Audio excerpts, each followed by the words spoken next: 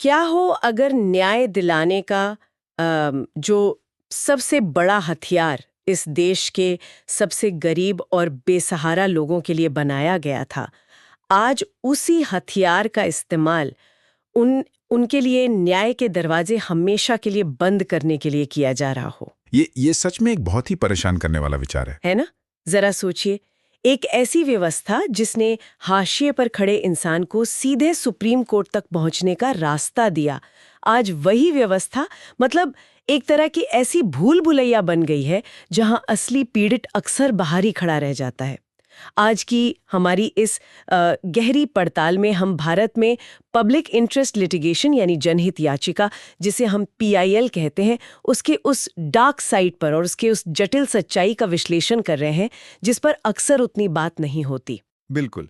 और देखिए, ये चर्चा इस समय इसलिए भी बेहद अहम हो जाती है क्योंकि हाल ही में केंद्र सरकार ने सुप्रीम कोर्ट से पीआईएल के पूरे ढांचे पर ही पुनर्विचार करने का आग्रह किया है। उनका तर्क है कि आज अदालतों में वो जिसे कहते हैं ना, एजेंडा प्रेरित मुकदमों की या एजेंडा ड्रिवन लिटिगेशन की एक तरह से बाढ़ आ गई है। और इसी विषय को गहराई से समझने के लिए हमारे पास आज कुछ बहुत ही शानदार शोध मौजूद हैं, जैसे अनुज भुवानिया और तलहा अब्दुल रहमान जैसे विशेषज्ञों की विश्लेषण। इन्हीं स्रोतों के जरिए हम आज इस कानूनी और संस्थागत बहस की परतों को खोलेंगे। और हाँ, ये स्पष्ट करना बहुत ज़रूरी है कि यहाँ हम किसी भी राजनीतिक या वैचारिक पक्ष का समर्थन या विरोध नहीं कर रहे हैं। बिल्कुल नहीं। हमारा मकसद सिर्फ ये डिकोड करना है कि जो मूल स्रोतों में तथ्य दिए गए हैं, उनके आधार पर ये पूरा टकराव शुरू कहाँ से हुआ और इसके पीछे की असली वजहें क्या हैं। तो चलिए इसे थोड़ा विस्तार से समझते हैं। मैं ये सोच रही थी कि आखिर न्याय पाने का एक इतना सीधा साधा तरीका अचानक से इतनी बड़ी बहस का मुद्दा कैसे बन गया? देखिए, इसका जवाब इसके इतिहास में छिपा है। जो चीज़ एक समय व्यवस्था के लिए वरदान थी, आज वही एक बहुत जटिल चुनौती बन गई है। अगर हम 1970 के दशक के अंत में जाएं, जब पीआईएल की शुरुआत हुई थी, तो ये एक तरह का जुडिशियल इनोवेशन था। हाँ, क्योंकि उस समय का जो पारंपरिक कानून था, जिसे शायद लोकस स्टैंडी कहते हैं, उसका सीधा सा नियम था कि जिसके अधिकारों का हनन हुआ है, सिर्फ वही अदालत आ सकता है। सही कहा। अब सोचिए, एक बंधुआ मजदूर है या कोई गरीब व्यक्ति जो सिस्टम से डरा हुआ है, वो खुद सुप्रीम कोर्ट का दरवाजा कैसे खटखटाएगा? वो तो पुलिस स्टेशन जाने से भी डरते हैं, सुप्रीम कोर्ट तो बहुत दूर की बात है। बिल्कुल। तो तब पीआईएल ने इस नियम को तोड़ा। कोर्ट ने कहा कि कोई भी सामाजिक कार्यकर्ता या तीसरा व्यक्ति उस मजदूर की तरफ से अदालत आ सकता है। ये तो मतलब एक बहुत ही सशक्त और क्रांतिकारी कदम था। था तो सही, लेकिन स्रोतों के अनुसार ये नेक इरादा पटरी से उतरना तब शुरू हुआ जब हम सिटीजन स्टैंडिंग की ओर मुड़ गए। सिटीजन स्टैंडिंग मतलब नागरिक की हैसियत से। हाँ, असल में हुआ ये कि शुरुआत में तीसरे पक्ष को केवल उन लोगों की तरफ से अदालत आने की अनुमति थी जो खुद आने में अक्षम थे। लेकिन धीरे धीरे इस नियम में इतनी ढील दे दी गई कि प्रतिनिधित्व या रिप्रेजेंटेशन का वो जो मूल विचार था, वो पीछे छूट गया। अच्छा, तो मतलब अब अदालत का दरवाजा खटखटाने के लिए ये जरूरी नहीं है कि आप किसी कमजोर या बेसहारा व्यक्ति की तरफ से ही बोल रहे हो। एकदम सही। अब कोई भी व्यक्ति महज एक जागरूक नागरिक होने के नाते किसी भी सार्वजनिक मुद्दे को लेकर सीधे अदालत पहुंचने लगा, चाहे वो सरकार की कोई बड़ी नीति हो, प्रशासनिक फैसला हो या कोई सरकारी टेंडर ही क्यों ना हो। यहाँ जो बात सबसे हैरान करने वाली है वो ये है कि इसका असर क्या हुआ। मैंने इस बारे में ऐसे सोचा था कि जैसे मान लीजिए कोई अस्पताल का इमरजेंसी वार्ड है। अच्छा। हाँ, जैसे अस्पताल ने गंभीर रूप से बीमार लोगों के लिए एक विशेष इमरजेंसी दरवाजा खोला, लेकिन समय के साथ आम लोग अपनी सर्दी खांसी के लिए भी उसी दरवाजे से घुसने लगे क्योंकि वहां लाइन नहीं लगानी पड़ती। ये एनालॉजी काफी हद तक सही है, लेकिन स्रोतों के विश्लेषण के हिसाब से स्थिति इससे भी एक कदम आगे की है। एक कदम आगे? वो कैसे? लोग सिर्फ अपनी सर्दी खांसी का इलाज कराने इमरजेंसी में नहीं आ रहे हैं। वे अब सीधे डॉक्टर के पास जाकर ये बताने लगे हैं कि अस्पताल का प्रशासन कैसे चलना चाहिए, दवाइयों का टेंडर किसे मिलना चाहिए और एम्बुलेंस का रूट क्या होना चाहिए। ओहो, ये तो पूरी व्यवस्था को ही हाईजैक करने वाली बात हो गई। बिल्कुल। और यहीं से अदालतों का फोकस उन कमजोर वर्गों से हटकर आम नागरिकों की व्यक्तिगत अपीलों और अनीतिगत मामलों पर बढ़ गया। लेकिन एक मिनट, अगर मैं यहाँ थोड़ा सा एक अलग नजरिया रखूं, क्या एक आम नागरिक का किसी गलत सरकारी नीति के खिलाफ आवाज उठाना और अदालत जाना एक स्वस्थ लोकतंत्र की निशानी नहीं है? इसमें गलत क्या है? ये सवाल बहुत लाजिमी है और सतह पर देखने में ये बिल्कुल सही भी लगता है।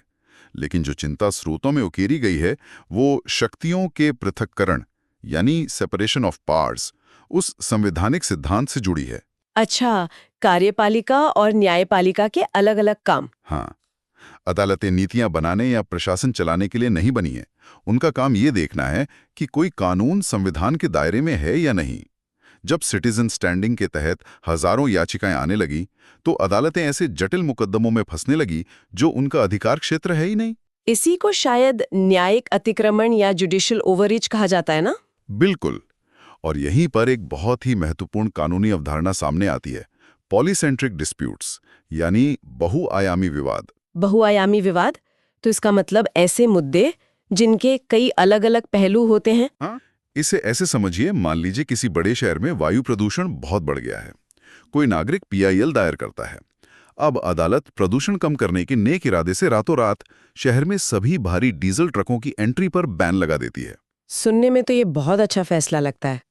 प्रदूषण तो कम होना ही चाहिए। लगता है ना? लेकिन क्योंकि ये एक बहुआयामी विवाद है, इसका असर सिर्फ प्रदूषण पर नहीं पड़ेगा। डीजल ट्रकों के अचानक रुकने से पूरे शहर की सप्लाई चेन टूट जाती है। सब्जियों के दाम बढ़ जाते हैं, दिहाड़ी मजदूरों की रोजी रोटी छिन जाती है। अरे हाँ, इस बारे में तो अदालत ने शायद सोचा ही नहीं होगा। यही तो बात है।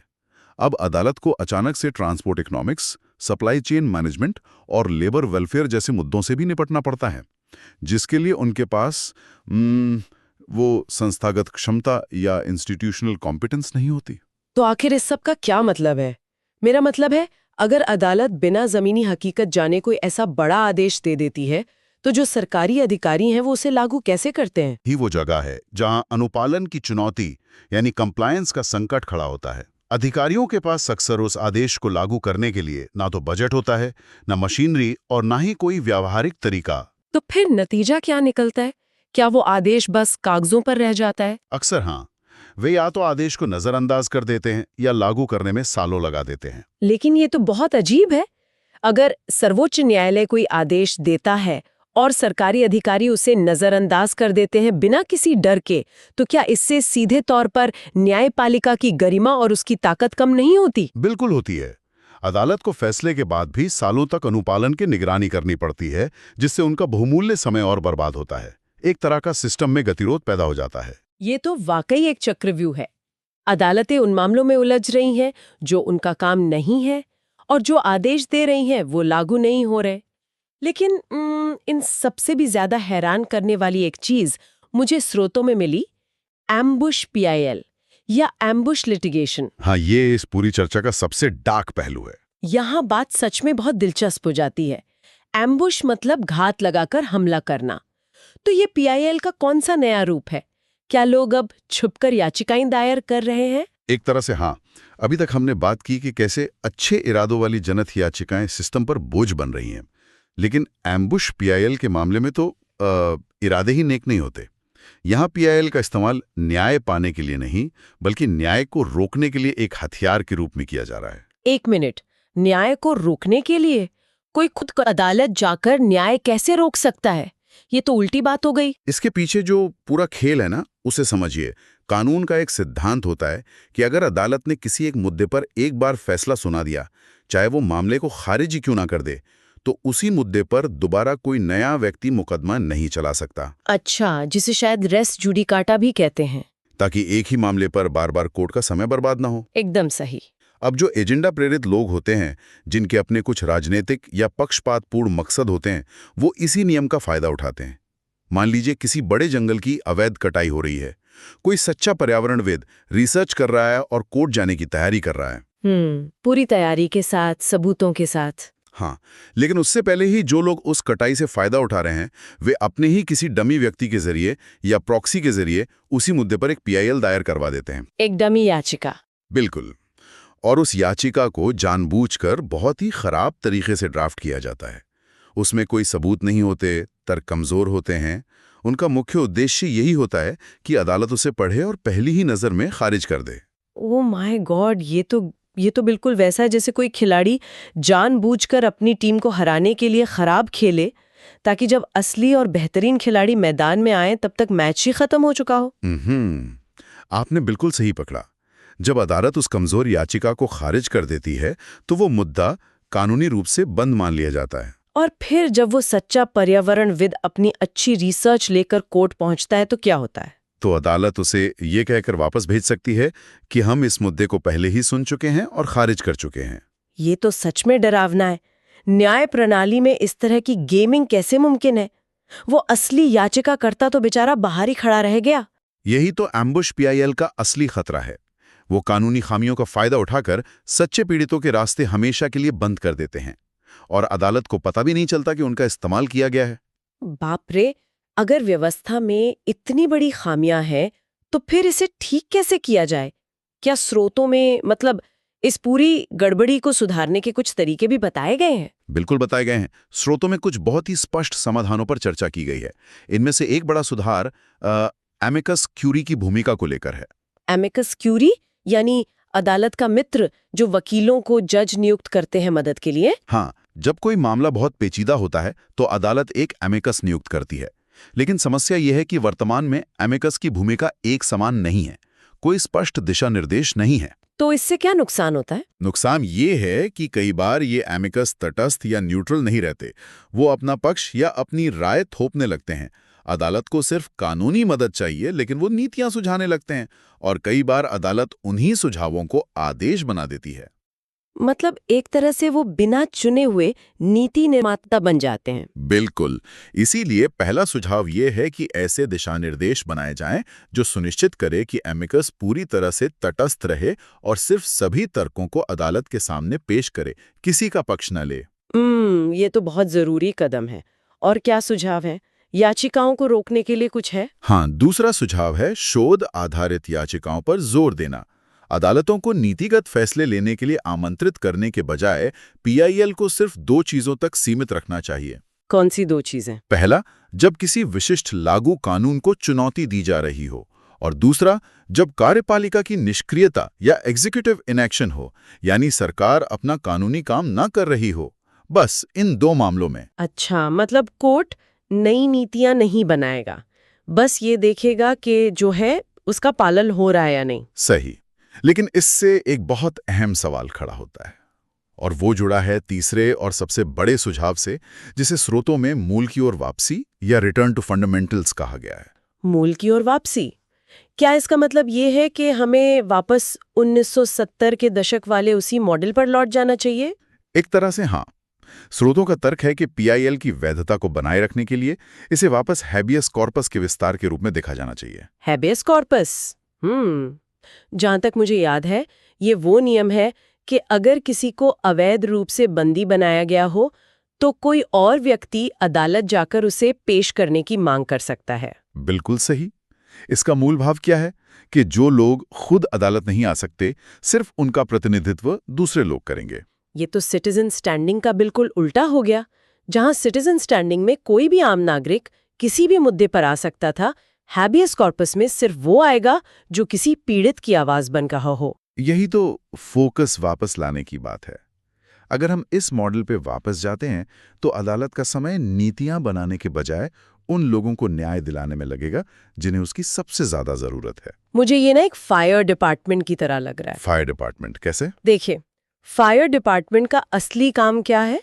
जब कोई कॉल करे और बताए कि यहाँ आग लगी है, हम फंसे हुए हैं, तो वहां जाकर आग बुझाना। ये हेबियस कॉर्पस वाला मॉडल हुआ। मतलब एक विशिष्ट इमरजेंसी का समाधान करना। बहुत दिलचस्प। और सिटीजन स्टैंडिंग ऐसा हो गया कि फायर डिपार्टमेंट बिना किसी इमरजेंसी कॉल के खुद ही पूरे शहर में घूम घूम कर ये तय करने लगे कि इमारतों का निर्माण कैसे होना चाहिए या वायरिंग कैसी होनी चाहिए। और जाहिर है जब वो ये सब करेंगे तो कहीं सच में लगी आग को बुझाने के लिए उनके पास समय ही नहीं बचेगा। बिल्कुल।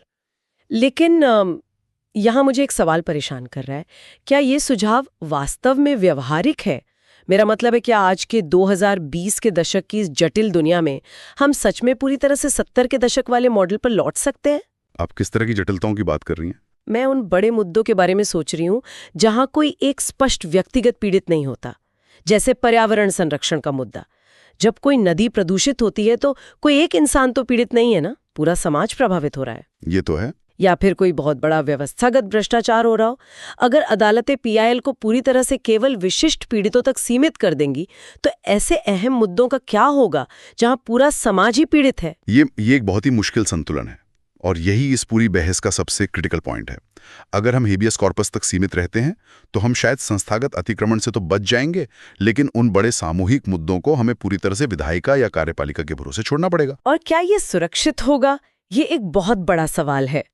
तो अगर हम आज की इस पूरी गहरी पड़ताल को समेटने की कोशिश करें तो हमने देखा कि कैसे 70 के दशक की एक नेक शुरुआत जो कमजोरों को आवाज देने के लिए थी, वो सिटीजन स्टैंडिंग के जरिए संस्थागत अतिक्रमण के चक्रव्यूह में फंस गई है। हाँ, और कैसे अदालतों के नीतिगत फैसलों में उतरने से अनुपालन का एक बड़ा संकट खड़ा हो गया है, जहां आदेश तो दिए जाते हैं पर लागू नहीं होते। और सबसे चौंकाने वाली बात, कैसे एम्बुश पीआईएल के जरिए इसी व्यवस्था को हथियार बनाकर असली पीड़ितों को न्याय से वंचित किया जा रहा है, जिसके समाधान के लिए एमिकस की भूमिका को पारदर्शी बनाने और मूल सिद्धांतों की ओर लौटने की बात कही गई है। बिल्कुल, और जैसा हमने शुरू में कहा था, हमारा मकसद सिर्फ स्रोतों में दिए गए इन विभिन्न दृष्टिकोणों को सामने लाना था, किसी एक विचार का पक्ष लेना नहीं। तली कहा।